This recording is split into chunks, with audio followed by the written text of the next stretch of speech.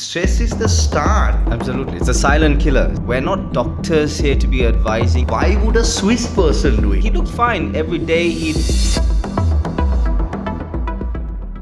So I'm so happy, Stefan, that you decided to join me on a podcast. Today's podcast is actually on a topic that I've been wanting to discuss for a long time. I'm also happy because this is a podcast where we talk about a little bit of light issues. One of the main reasons why I thought we'd discuss this topic today is because it has been on the news quite a bit. I'm not going to mention certain details because of legal implications. Now, in the world, if you look at it in total, about 20% of people above the age of 16 suffer from some sort of mental health disorder. That's a big number. The rest of the 80% are not diagnosed with any sort of mental disorder, but do suffer from stress.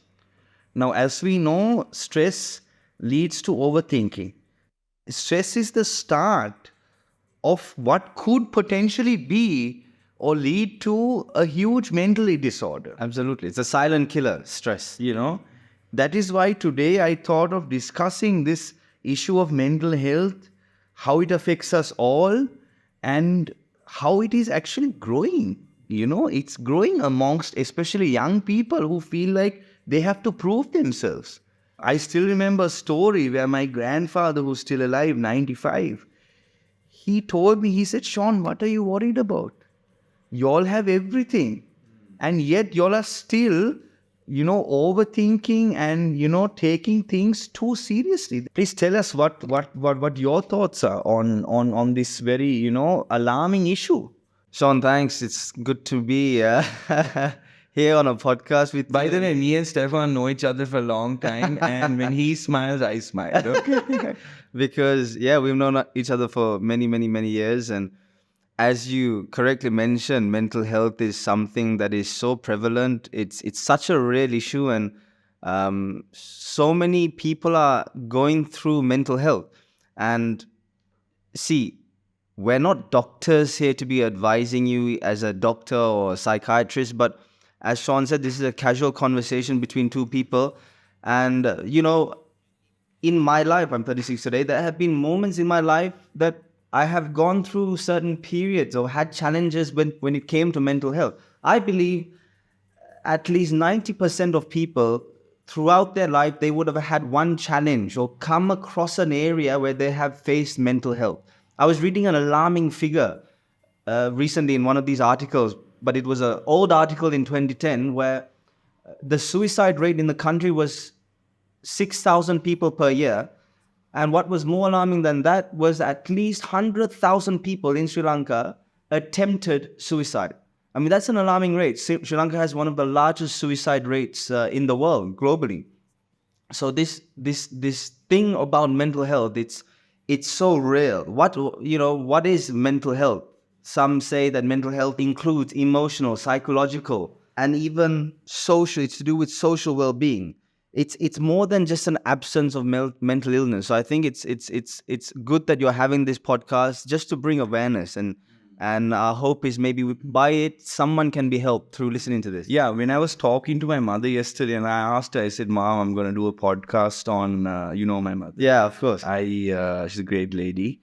But when I said I'm going to do a podcast on mental health, she said, "Sean, you must tell the people That there is always hope. Yeah.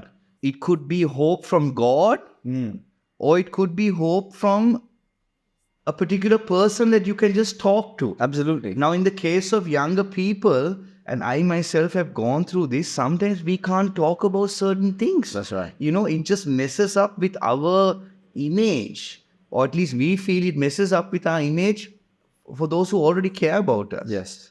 And therefore, I would just like to tell everyone that, Sri Lanka itself has about 2 government institutions that look at mental health. I remember one is the National Institute of Mental Health. Yes. Do you know why I know that? Right. Because I had to go there recently to help someone who had to go there for some treatment, and they're doing a brilliant job. So hats off to the. And then also there is another one, but then there are also a lot of private sector institutions that do offer services to people who suffer. That's right. Now just imagine Sri Lanka is a country, and like if I'm someone who also sometimes faces stresses and mental health, affects me a little bit.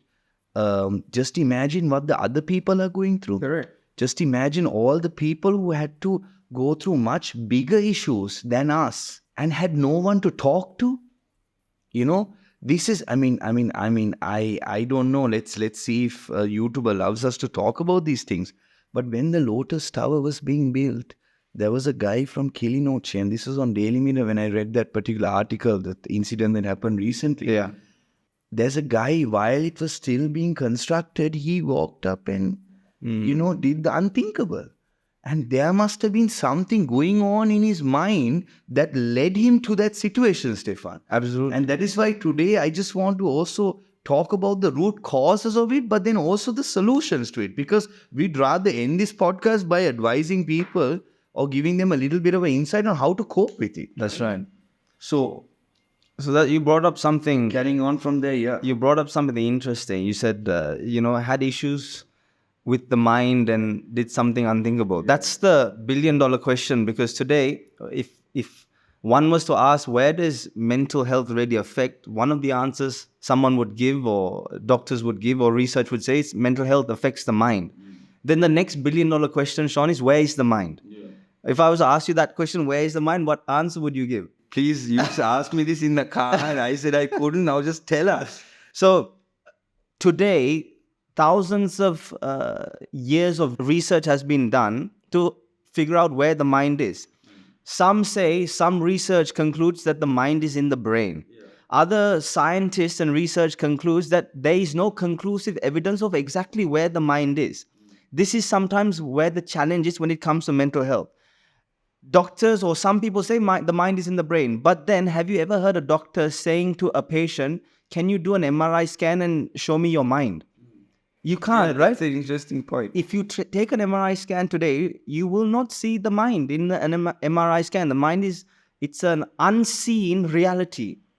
It's there, but you can't see it. It's intangible. You can't touch it. So this is sometimes the challenge when it comes to try and seeing how you can help the mind, because essentially the mind, what is the mind? Yeah. In my understanding, the mind to me, in layman's perspective, the mind is an area of understanding, of feelings, of thoughts, of meaning. So sometimes when the mind is off, when your thoughts are off, when your feelings are off, when your understanding is off, this will definitely impact your well-being and your moods and how you would go about doing daily life. Yeah, there's a saying that, thinking is sometimes not the solution to our problems. That's right. And sometimes thinking is, in fact, the cause. When I look at cases now, for example, Switzerland, the country that I'm also from, is a country that has one of the highest suicide rates. You said Sri Lanka, Switzerland as well. Why, on God's green earth, would someone from Switzerland, who anyway gets all their welfare things looked after, even if they don't have a job, if they're disabled, they get everything that they need to live. Why is it that they have some of the highest suicide rates? I remember once I was in the train, and I was going from one city to another city, and suddenly the train stopped. Boom, it stopped, right? And then we were there. Now in Switzerland, trains are on time, right? Yeah. Bang, on the clock, and they leave on the clock. Unfortunately, we were stuck there like maybe about 2 minutes from the actual station, because someone had jumped in front of the railway tracks. Now I was there, and then the conductor announced it. And then it really hit me, because I was thinking to myself, why would a Swiss person do it? I can understand someone else. Yeah. But why would a Swiss person do it? So mental health is the most dangerous, is the thing that needs to be nurtured the most, because it can affect anyone. Just the other day, I was watching an interview with Packer, the Australian billionaire, one of the richest guys in Australia. And this guy went broke. And it affected him. And now for someone like him to break down on camera, break down in tears, and he's a big made guy, he has everything to live for. It affected him. It penetrated his lifestyle. And therefore, that is why I think it's an issue worth talking about, and it's an issue that we have to discuss also for our community. Absolutely. Our community in Sri Lanka, because it is happening today. Exactly. Mental health. I mean, that's the thing with mental health. It doesn't care. Mental health or Doesn't care mental who you are. illness doesn't care who you are. Whether you're rich, whether you're broke, whether you're in whatever place or position in life, mental health can affect everyone. That's the danger of it. I remember I did most of my schooling in the UK, and I went to one of these schools in the UK, a boarding school, and in my boarding room there was this one guy I used to live with in my boarding room. The guy looked, he would, and this is one of the dangers of mental health. He looked fine every day. We'd have fine, he looked normal. We'd have normal conversations, and we go about our school life, do things. Then suddenly, out of the blue, this was maybe about 6 months into the term. Suddenly, our boarding housemaster calls all the children into a room to have a meeting, and he gave us some disturbing news that this guy, who was at the time one of our roommates, he had swallowed almost 100 plus paracetamol pills trying to end his life. Thank God there were certain measures put in place in our boarding house, in our school at the time, where they were able to. Someone had got into his room because he was not answering any phone calls, anything, and they found him just lying on his bed. They managed to rush him to hospital in time, and in UK they were able to. They pumped his stomach, and thank God the guy is all right today, and he was treated and he's doing well now. But the reason I shared that story is this guy looked absolutely fine day to day. That's the killer part. That's where mental health is so dangerous, because externally they might be having smiles every day, but it's not a mental health. The danger with it's not an external thing. It's an internal struggle which cannot be seen. That's why it's so important for countries, schools, even corporate offices to put. Exactly. And that was exactly what I was trying to say. In Sri Lanka, if you look at how mental health affects you, okay, it could be financial related. I mean, that's quite obvious. Yeah. The second thing is in schools. A lot of the kids get either bullied, that's number one. And number two, it's also the fact that kids want to work hard, get those grades to please their parents. When they don't, they get really upset sometimes. And Asia has a huge competitive spirit when it comes to school. Exactly. So much stress. Then also when you talk about work in the workspace, sometimes, it's tough being a woman. Mm-hmm. Sometimes it's tough being a woman. And I can understand why. I mean, some of these people here are very toxic. Either way, now when we talk about mental health in Sri Lanka, it exists. It does exist. But what are some of the things that we can do today and start today that can help people who are watching these, people who say, okay, maybe I don't have the biggest mental health issue, or maybe I'm not suffering from some serious trauma, but I'm still upset, I'm still depressed. Yeah. And I just actually would like to start off by saying, hey, let's first of all have gratitude of life. Actually, let's be great. Let's have gratitude for life. The first thing, what can we do, Stefan, to boost someone's self-esteem? Give them that courage to be able to keep calm and carry on. Brilliant. Good question. Again, now if you're listening to us, you might be wondering, okay, why should we listen to someone like Stefan and Sean? They're not doctors, they're not psychiatrists. But actually, the reason behind this is, personally, I'm sure even in Sean, I can't speak for him, but me personally, I've gone through areas in my life, even when I was a youth, a young adult, where I've gone through situations where I've faced with mental health head on and I've overcome it.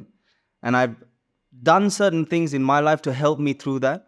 And one of the ways that I believe we can help people that are going through mental health, because as I said earlier, it's an unseen reality. You can't see it on a person, but it's an internal struggle. So as you said, self-esteem is very important.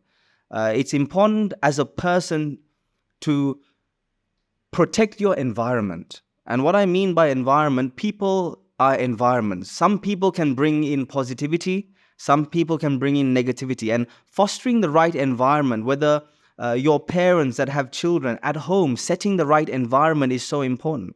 in terms of the mental well-being of your children, then if you're a person going through mental health, surrounding yourself with the right people that can help you overcome certain mental health by being positive, speaking positively, that definitely will help in you building your own self-esteem and helping you to deal with mental health. That's just one of the ways. Then there are certain other ways that I was reading that's also portrayed in the National Institute of Mental Health. They also have declared certain things that I'm sharing with you. One other way of helping with someone going through mental health is self-care. And what we mean by self-care is having A balanced diet, balanced exercise, diet. Absolutely. There you go. sleeping well. Sleeping well, exactly. So in terms of how we can help each other or help people get out of their mental health, those are some of the aspects. And then for me personally, one thing that has really helped me in day-to-day life, in my mental health, in every aspect of life, for me personally, has been my faith.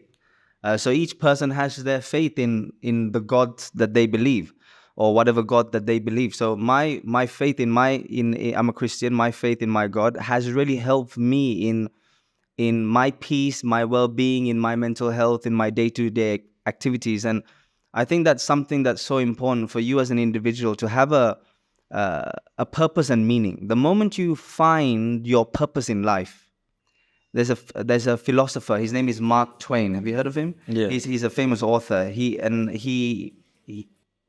said something. He said that the two most. If I was to ask you, Sean, what are the two most important days in your life? What would you say? So according to Mark Twain, he said the two most important days in a person's life is the day they are born, and then the day they find out why. Because everyone on this earth, they have a purpose, and I have noticed the moment someone finds out what their purpose and meaning in life is, why they are on this earth, oftentimes when you know the reason you're on this earth, for whatever it may be, there's a purpose. Your life is not in vain. Your life is not an accident. And this is some of the questions I used to ask myself as a youth. And I believe so many people as youth, young adults in school today want to know this question. What is my purpose? Why am I here on this earth? I think all of us do. All of us do, exactly. So the moment you find out that why, it enables you and helps you to give you a sense of meaning on this earth, and it helps you keep going. And that is something my faith has helped me. Finding out my calling, why God has placed me on this earth. What's the reason Jesus wants me to be on this earth? What am I here to do? So the moment I found that out, man, it gives me so much joy, so much meaning, so much purpose to fulfill what I'm here for. And at the end of the day, what I would just tell everyone is, there is always hope. There's always someone out there you can talk to about whoever. Please don't keep everything in your mind, because as I just said earlier, the mind might even be the cause for this whole thing. And as my mother always said, the best way to cure anything is by laughing. Laughter is the best medicine. Laughter is the best medicine. That's right. And Stefan, on that note, I just like to thank you for coming here. I'm sure many people will thank you in their own hearts. And on that note, I just like to say, good luck to everyone. Thank you. And if there's any issue that you have, Sri Lanka has a national mental health helpline. The number is 1926. It's open 24 hours. You can text, call, any form of communication is there. Please, guys, reach out. Your life is very precious, and we should all work together to make this country a better place. Absolutely. Sean, I have one, as you very, very rightly mentioned, if you've tried these things that we spoke about and still nothing has worked, then it's so important that, as you mentioned, that you seek professional help. If you've noticed, if it's been longer than 2 weeks and you're not eating properly, you can't fall asleep, your thoughts have been getting worse, then it's so important that you seek professional help. And also, there are so many different degrees of mental disorders. Correct. Some of us have the most mild cases, but that still affects our train of thought and our ability to function in society. What I was just telling the audience was that we need everyone. You're here for a purpose. Don't throw it away just because, your mind is playing tricks on you. I know that my mind has playing tricks on me, and that is why I am actively also trying my level best to, stay intact, But on that note, Stefan, once again, thank you for coming. Thank you. And it was great to have you. Very great to be Cheers. here. Cheers. Cheers. Thank you.